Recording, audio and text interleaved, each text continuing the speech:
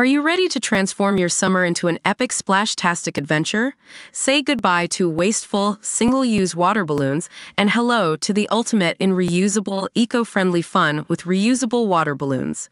Check out the link in the video description to get yours on Amazon today. A mother whose 19-year-old son was murdered in a ferocious and unprovoked attack has told of her anger and relief as one of the killers dies while serving his life sentence.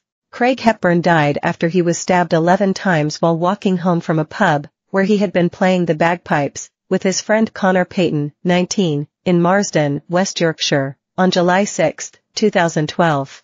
The teenagers were down from Scotland visiting Mr. Hepburn's relatives, and were heading back to his uncle's house when Anthony Driver and Luke Elliott picked a fight with them, stabbing Mr. Hepburn in the back. Mr. Payton was also stabbed and injured as he tried to help his friend. The attack was described as frenzied and motiveless. The thugs continued to stab and kick Mr. Hepburn as he laid bleeding on the ground. Driver, of Grange Cottages, Marsden, was jailed for a minimum of 13 years after he was found guilty of manslaughter. His accomplice Luke Elliott, of Main Avenue, Callersley, was sentenced to life, with a minimum term of 22 years, after he was found guilty of murder, attempted murder, and perverting the course of justice.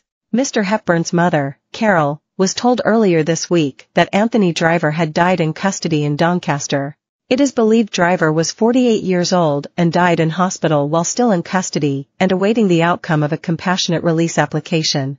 Mrs. Hepburn said she wanted the people of Marsden and Huddersfield to know that Driver, a hardened criminal, no longer posed a risk to anyone. She described Driver as a horrible beast and absolute scum who should not have been on the streets in 2012 or since. She said local people had been terrified of him. Mrs. Hepburn said, "I want Marsden and the nearby villages to know he's dead and they are safe. I am so glad he's dead.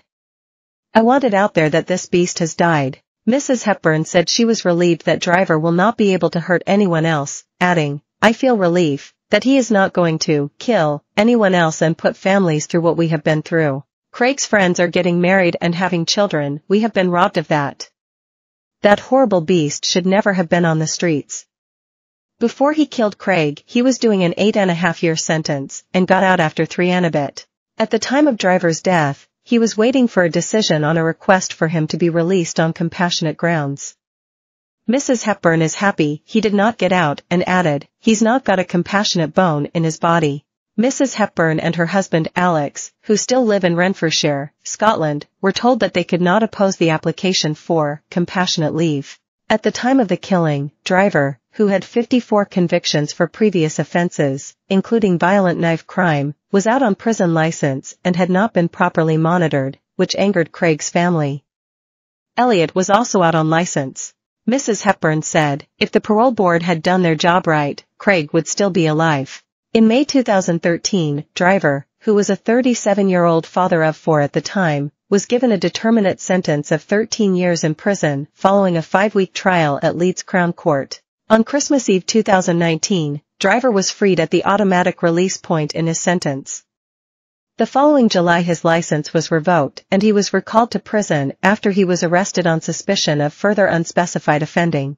According to the parole board, his time in jail had been mixed as Driver had used drugs at times. In February this year, the parole board decided against Driver's release.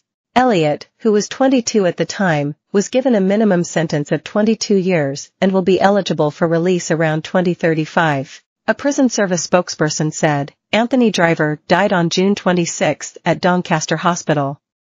As with all deaths in custody, the prisons and probation ombudsman will investigate.